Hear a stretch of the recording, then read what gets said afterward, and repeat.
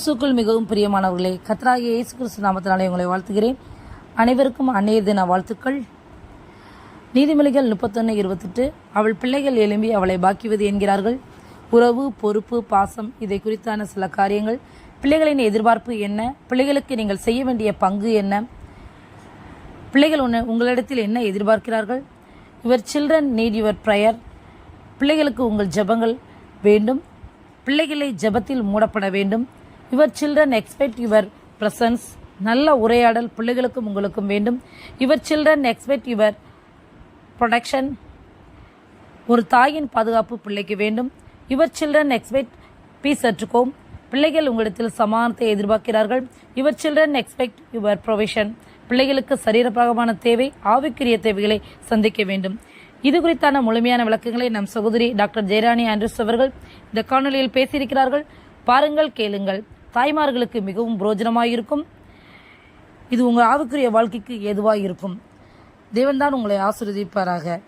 God bless you. அன்பு சகோதரிகளே, ஆண்டவரும் இரட்சகருமாகிய இயேசு கிறிஸ்துவின் நாமத்தில் உங்கள் அனைவருக்கும் மகிழ்ச்சியான அன்னையர் தின வாழ்த்துக்கள். Happy mother's day. முழு உலகத்திலும் அன்னையருடைய சிறப்பை கொண்டாடும்படி இந்த நாள் இன்டர்நேஷ்னல் மதர்ஸ் டேயாக ஆசரிக்கப்படுகிறது. என் வார்த்தையை கேட்டுக்கொண்டிருக்கிற அன்னையருக்கும், அன்னையராக மாறப்போகிற சகோதரிகளுக்கும், ஏற்கனவே அன்னையராகி பொறுப்புகளை எடுத்து முதிர் வயதிற்குள் கடந்து சென்றிருக்கிற அன்னையருக்கும் மகிழ்ச்சியான வாழ்த்துக்கள். ஆண்டவர் இந்த உலகத்திலே அன்னையரை, மதர்ஸை ஒரு விசேஷமான பாத்திரமாகவே ஆண்டவர் தெரிந்தெடுத்திருக்கிறார்.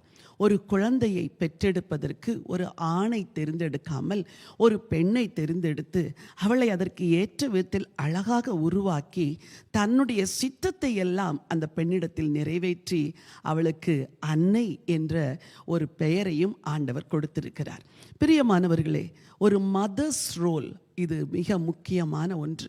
நீங்கள் குடும்பத்தில் இருக்கிற ஒரு அன்னையாக இருக்கலாம், இல்லை என்றால் குடும்பத்தை இழந்து தனித்திருக்கிற ஒரு அன்னையாகவும் இருக்கலாம்.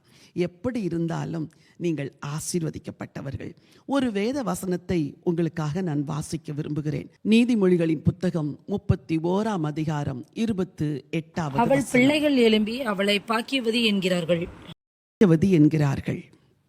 அருமையான ஒரு வார்த்தை. அவளுடைய பிள்ளைகள் எழும்பி அவளை பாக்கியவதி என்கிறார்கள். அவளுடைய பிள்ளைகள். இந்த வசனத்தில் 2 பேரை குறித்து சொல்லியிருக்கிறது. மூன்றாவது இன்னொரு நபரையும் குறித்து சொல்லியிருக்கிறது. அவள் புருஷனும் அவளை பார்த்து என்று. அப்படி என்றால் ஒரு குடும்பத்தில் புருஷன், மனைவி, தாய், பிள்ளைகள் இப்படிப்பட்ட பல்வேறு அம்சங்களை உடையதுதான் ஒரு குடும்பம். இந்த குடும்பத்தில் நீங்கள் பாக்கியவதி என்று ஆண்டவர் எழுதி வைத்திருக்கிறார். உங்களை ஆசீர்வதிக்கப்பட்ட ஒரு அன்னையாகவே இந்த பூமியில் தேவன் வைத்திருக்கிறார். சரி, ஒவ்வொரு வருஷமும் பலவிதமான செய்திகளை உங்களோடு கூட நான் பேசிக்கொண்டிருக்கிறேன். இந்த ஆண்டு ஒரு தாய்க்கும் பிள்ளைகளுக்கும் இருக்கிற உறவு, பொறுப்பு, பாசம் இதை குறித்த சில காரியங்களை உங்களோடு கூட நான் பகிர்ந்து கொள்ள விரும்புகிறேன். உங்கள் வாழ்க்கையில் உங்களுக்கு முக்கியமான 2 எல்லைகள் இருக்கிறது. ஒன்று உங்கள் கணவன், மற்றொன்று உங்கள் பிள்ளைகள். உங்கள் பிள்ளைகள் உங்களிடத்தில் என்ன எதிர்பார்க்கிறார்கள்? உங்கள் பிள்ளைகளுக்கு நீங்கள் செய்ய வேண்டிய பங்கு என்ன? உலகத்தில் எத்தனையோ தாய்மார்கள் பொறுப்புள்ளவர்களாயிருக்கிறார்கள், பாசம் உள்ளவர்களாயிருக்கிறார்கள், குடும்பத்திற்கென்றே வாழ்ந்து முடித்து விடுகிறார்கள். ஆனால் ஒரு சில அன்னையரோ பொறுப்பும் இன்றி, பாசமும் இன்றி, குடும்பத்திற்காக வாழுகிற வாழ்க்கை அன்றி, தனக்கு பணம், புகழ், பெயர் இவைகளுக்கு பின்னாக ஓடி வாழ்க்கை முடியும் பொழுது வருத்தப்படுகிறார்கள். ஐயோ, என் பிள்ளைகளை விட்டுவிட்டேன், என் பிள்ளைகளுக்காக நான் வாழவில்லை என்று. இந்த அன்னையர் தினத்தன்று உங்கள் பிள்ளைகளுக்காக உங்களுக்கு இருக்கிற சில பொறுப்புகளை குறித்து உங்களோடு கூட பேச விரும்புகிறேன். உங்கள் பிள்ளைகள் உங்களிடத்தில் என்ன எதிர்பார்க்கிறார்கள்? What to your children expect from you? முதலாவதாக உங்கள் பிள்ளைகள் உங்களிடத்தில் அன்பை எதிர்பார்க்கிறார்கள். ஒரு தாய் தன் பிள்ளையிடத்தில் அன்பாக நடந்து கொள்ளும் பொழுது அந்த பிள்ளை அந்த தாயோடு கட்டப்படுகிறது, அந்த குடும்பத்தோடு கட்டப்படுகிறது. ஒரு அன்னை தன் பிள்ளையிடத்தில் அன்பை காட்டும் பொழுது அந்த பிள்ளையின் உள்ளத்திற்குள் அன்பு விதைக்கப்படுகிறது, அன்பு வளருகிறது, அன்பு வேரூன்றுகிறது. தன் குடும்பத்தை அமைப்பதற்கு அந்த பிள்ளைக்கு நேரம் வரும் பொழுது, அது பெண்மகளோ ஆண்மகனோ, அவர்கள் அன்போடு தன்னுடைய குடும்பத்தை பராமரிக்க ஆரம்பிக்கிறார்கள். ஆனால் அக்கிரமம் மிகுதியாவதினால் அநேகருடைய அன்பு தணிந்து போம் என்று சொல்லப்பட்ட இந்த காலகட்டத்திலே ஆண்டவர் உங்களிடத்தில் நீங்கள் உங்கள் அன்பை வெளிப்படுத்துகிற 5 விதங்களை எதிர்பார்க்கிறார். ஒன்று, உங்கள் பிள்ளைகளுக்கு உங்கள் ஜெபங்கள் வேண்டும். Your children, they need your prayer. ஒவ்வொரு தாயும் தனக்கு ஆண்டவர் கொடுத்த பிள்ளையை கருவில் உருவான நாள் முதற்கொண்டே ஜெபத்தில் மூடி வளர்க்க வேண்டும். இந்த ஊழியத்தில் ஆண்டவர் எனக்கு கொடுத்த ஒரு பாரம், குழந்தை கருவில் வளரும் பொழுதே அந்த குழந்தையை ஜெபத்தில் மூடி மறைக்க வேண்டும் என்பதற்காக கருவில் வளர்கிற குழந்தைக்கே ஜெபத்தை எழுதி கொடுக்க கர்த்தர் உதவி செய்தார். அந்த ஜெபத்தை நான் எழுதும் பொழுது எனக்கு பிள்ளைகளெல்லாம் பிறந்து வளர்ந்து விட்டார்கள்.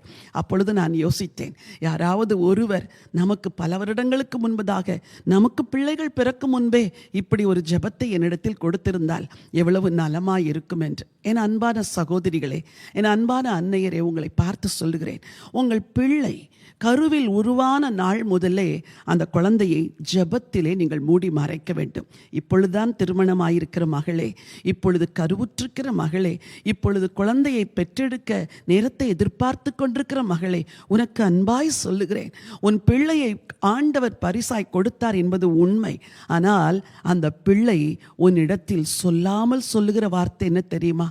அம்மா, நீங்கள் எனக்காக ஒவ்வொரு நாளும் ஜெபிக்க வேண்டும். ஒரு தாயை குறித்து நாம் 1 சாமுவேல் புத்தகத்திலே வாசிக்கிறோம். 1 சாமுவேல் 1ஆம் அதிகாரத்தில் அன்னாள் ஜெபித்த ஜெபம் பதிவிடப்பட்டிருக்கிறது. வாசிக்க விரும்புகிறேன். அவள் போய் மனகசந்து மிகவும் அழுது கர்த்தரை நோக்கி விண்ணப்பம் பண்ணி, சேனைகளின் கர்த்தாவே, தேவரீர் உம்முடைய அடியாளின் சிறுமையை கண்ணோக்கி பார்த்து உம்முடைய அடியாளை மறவாமல் நிலைத்தருளி உமது அடியாளுக்கு ஒரு ஆண் பிள்ளையை கொடுத்தால் அவன் உயிரோடு இருக்கும் சகல நாளும் நான் அவனை கர்த்தருக்கு ஒப்பு கொடுப்பேன். இந்த தாயின் ஜெபத்தை பாருங்கள். ஆண்டவரே, நீர் எனக்கு ஒரு பிள்ளையை கொடுத்தால், அப்படி என்றால் பிள்ளை பிறக்கவே இல்லை, பிறப்பதற்கு முன்பதாகவே ஜெபிக்க ஆரம்பிக்கிறாள். சரி, கொடுத்தால் அவன் உயிரோடு இருக்கும் சகல நாளும் அவனை கர்த்தருக்கென்று ஒப்பு கொடுப்பேன். அந்த வார்த்தையின் பொருள் என்ன தெரியுமா? அவன் உயிரோடு இருக்கிற வரைக்கும் ஆண்டவரே, நான் அவனை உமக்கு கொடுப்பேன், அவனை ஜெபத்தில் மூடுவேன் என்று. என் அன்பான சகோதரிகளே, இன்றைக்கு கர்த்தர் உங்களோடு கூட பேசுகிற வார்த்தை, your children need your prayer. உங்கள் பிள்ளைகளுக்கு உங்கள் ஜெபம் தேவை. இன்றைக்கு ஜெபத்திலே பிள்ளைகள் பாதுகாக்கப்பட வேண்டும், ஜெபத்திலே பிள்ளைகள் மூடி மறைக்கப்பட வேண்டும். உங்கள் ஜெபம்தான் உங்கள் பிள்ளைகளை உயர்த்தும், உங்கள் ஜெபம்தான் உங்கள் பிள்ளைகளை பாதுகாக்கும், உங்கள் ஜெபம்தான் உங்களுடைய பிள்ளைகளுடைய படிப்பு, வேலை, எதிர்காலம் எல்லாவற்றுக்கும் ஆண்டவருடைய வாசல்களை திறந்து கொடுக்கும். உங்கள் பிள்ளைகளுக்கு உங்கள் ஜெபம் தேவை. ஜெபிக்கிற தாய் ஒரு பாக்கியவதி. 2வதாக, your children, they need your presence. முதலாவது சொன்னேன், your children, they need your prayer.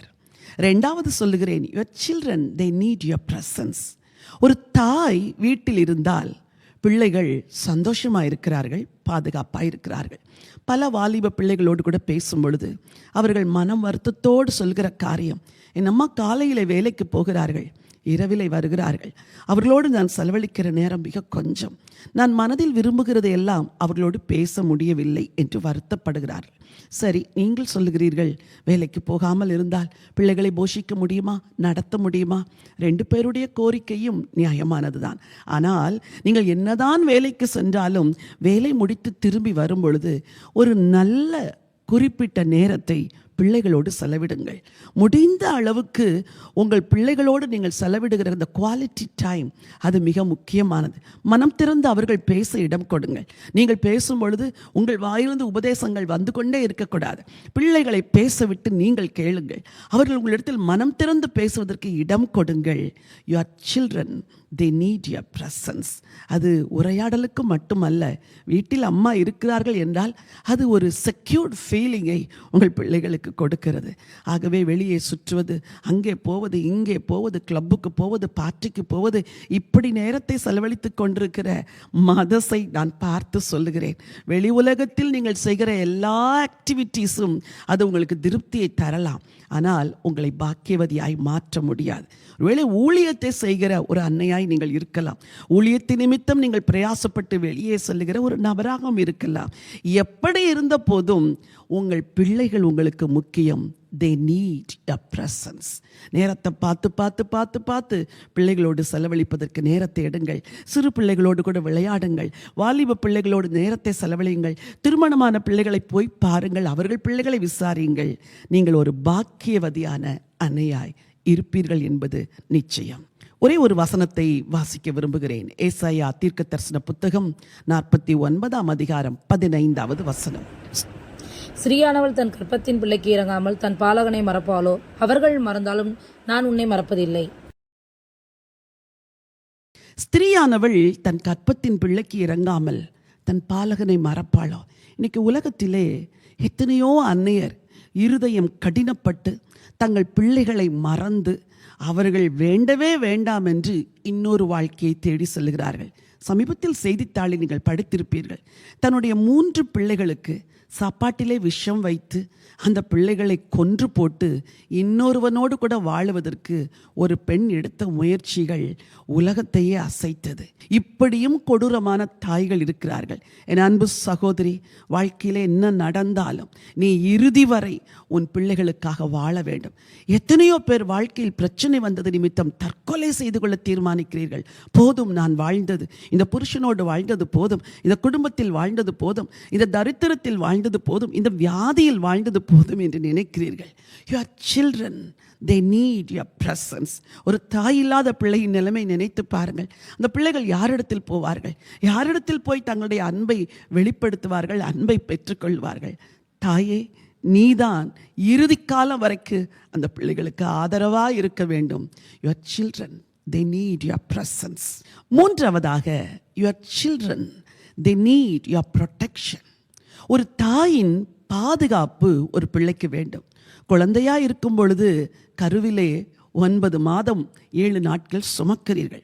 பிள்ளையை பெற்றெடுத்த பிறகு பலரும் அந்த பிள்ளையை சரியாய் பராமரிப்பதில்லை. உங்கள் பிள்ளைகளை பராமரிக்கக்கூடிய மிகப்பெரிய பொறுப்பு உங்களுக்கு இருக்கிறது. ஒரு நாள் ஒரு தாய் ஒரு குழந்தைக்கு ஒரு ஆகாரத்தை ஊட்டி கொண்டிருந்தாள். நான் கேட்டேன், இது என்னம்மா ஆகாரம் என்று. அதில் ஒன்றுமே இல்லை, வெறும் சாதம், வெறும் அரிசி. அந்த ஆகாரத்தை ஊட்டி கொண்டிருந்த பொழுது நான் கேட்டேன், நீ இதைத்தான் கொடுக்கிறாயா? ஆமாம்மா, 3 வேளையும் அதைத்தான் சாப்பிடுன்னு சொன்னான். எனக்கு ஆச்சரியமாக இருந்தது. எத்தனையோ ஆகாரங்கள் இருக்கிறது வளருகிற குழந்தைக்கு, அதோடைய ஆரோக்கியத்திற்கு பார்த்து பார்த்து கொடுக்க வேண்டிய எத்தனையோ ஆகாரங்கள் இருக்கும் பொழுது நீ ஏன் இந்த வெறும் அரிசி உணவை குழந்தைக்கு கொடுத்து கொண்டிருக்கிறாய் என்று சொல்லி அவளுக்கு சில ஆலோசனைகளை கொடுத்தேன். உங்கள் குழந்தைகளை சிறு வயதிலே நீங்கள் எப்படி பராமரிக்கிறீர்களோ, எப்படி போஷிக்கிறீர்களோ, அதே போலதான் உங்கள் குழந்தை வளரும்.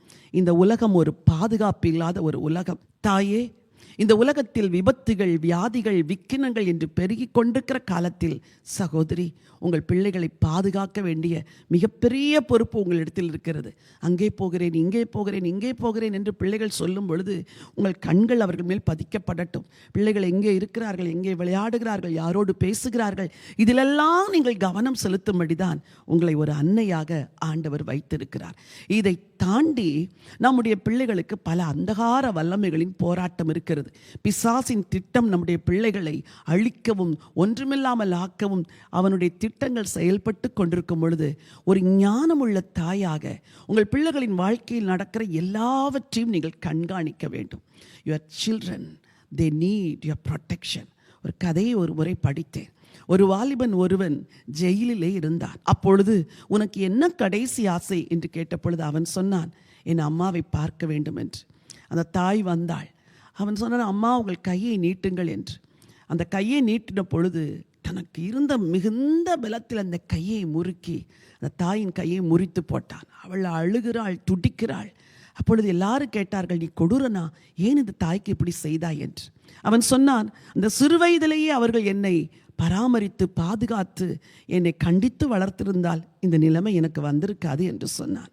என் அன்பான சகோதரிகளே, உங்கள் பிள்ளைகளை எல்லா தீங்குகளிலிருந்தும், தீய நண்பர்களிடத்திலிருந்தும், தீய காரியங்களிடத்திலிருந்தும் பாதுகாக்க வேண்டிய மிகப்பெரிய பொறுப்பு உங்களுக்கு இருக்கிறது. அந்த பொறுப்பை நிறைவேற்றினால் நீங்கள் ஒரு பாக்கியவதியாக இருப்பீர்கள். யாத்திராகம புஸ்தகம் 2ஆம் அதிகாரத்தில் மூசையின் தாய் எல்லா ஆண் பிள்ளைகளும் கொலை செய்யப்படும் பொழுது தன் பிள்ளையை நாணற்பெட்டிக்குள் வைத்து பத்திரப்படுத்தி காப்பாற்றினாள். அவன் ஒரு தலைவனாய் மாறினான். உங்கள் பிள்ளை எதிர்காலத்தில் உயர்ந்திருக்க வேண்டும் என்றால் இந்த நாளிலிருந்தே இந்த பிள்ளைகளை ஞானமாய் பாதுகாத்து கொள்ளுங்கள். நீங்கள் பாக்கியவதியாயிருப்பீர்கள். 4ஆவதாக, உங்கள் பிள்ளைகள் உங்களிடத்தில் சமாதானத்தை எதிர்பார்க்கிறார்கள். Your children expect peace at home. வீட்டிலே சமாதானம் இருக்க வேண்டும். சில வீடுகளில் பாருங்கள், அந்த ஒரு ஸ்திரீயினால் தான் அந்த வீட்டில் சண்டை, எல்லாவற்றுக்கும் சண்டை, எல்லாவற்றுக்கும் குற்றம் கண்டுபிடித்தல், எல்லாவற்றுக்கும் பழி சொல்லுதல். நீங்கள் அப்படிப்பட்ட ஒரு அன்னையா இருக்கிறீர்களா? 1 கொரிந்தியர் 13ஆம் அதிகாரத்தில் வேதம் சொல்லுகிறது, அன்பு சகலவற்றையும் தாங்கும், சகலவற்றையும் நம்பும், சகலவற்றையும் சகிக்கும் என்று. என் அன்பு சகோதரி, ஒரு தாயா இருந்தால் நீங்கள் பல காரியங்களை சகிக்க வேண்டும். ஒரு அன்னையா இருந்தால் பல காரியங்களை பொறுத்து கொள்ள வேண்டும். பழமொழி ஒன்று சொல்லுவார்கள், உரலுக்கு ஒரு புறம் இடி, மத்தளத்திற்கு இருபுறம் இடி என்று சொல்லி. உங்கள் வாழ்க்கையிலே கணவனுக்கு சரி செய்ய வேண்டிய காரியத்தையும் நீங்கள் தான் சரி செய்ய வேண்டும். பிள்ளைகளோடு சரி செய்ய வேண்டிய காரியத்தையும் நீங்கள் தான் செய்ய வேண்டும். இந்த 2 இடத்திலும் எல்லாவற்றையும் சரி செய்தால்தான் வீட்டிலே சமாதானம் இருக்கும். இல்லை என்றால் சமாதானம் இருக்காது. நீங்கள் யார் தெரியுமா? You are a mediator. பிள்ளைகளுக்கும் கணவனுக்கும் இடையிலே, மற்றவர்களுக்கும் குடும்பத்துக்கும் இடையிலே ஒரு சமாதானத்தை உண்டு பண்ணுகிற பீஸ் மேக்கராக நீங்கள் இருக்க வேண்டும். இப்படிப்பட்ட ஒரு தாய் இருந்தால் பிள்ளைகள் வீட்டை தேடி வரும்பொழுது மகிழ்ச்சியாய் வருவார்கள். இல்லை என்றால் அவர்கள் இரவிலே வெகு நேரம் வரைக்கும் வெளியே சுற்றுகிறார்களே, காரணம் என்ன தெரியுமா? வீட்டிற்கு போனால் அம்மாவின் தொல்லை தாங்க முடியவில்லை என்று.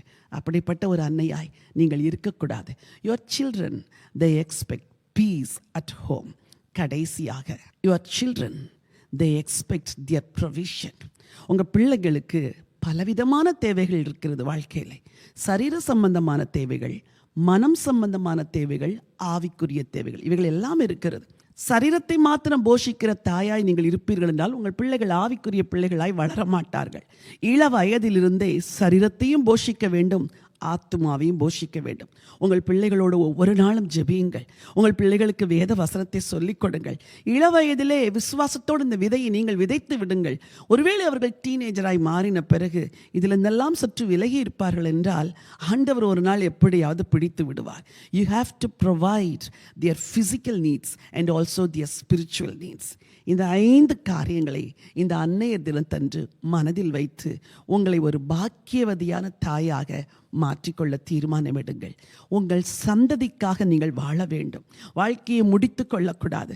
வாழ்க்கையை சிதைத்து போட்டு விடக்கூடாது. பிள்ளைகளை விட்டு வேறு ஒரு உறவுக்கு தேடி செல்லக்கூடாது. பிள்ளைகளுக்கு முன்பு சாட்சிக்கேடுவான வாழ்க்கையை நீங்கள் வாழவே கூடாது.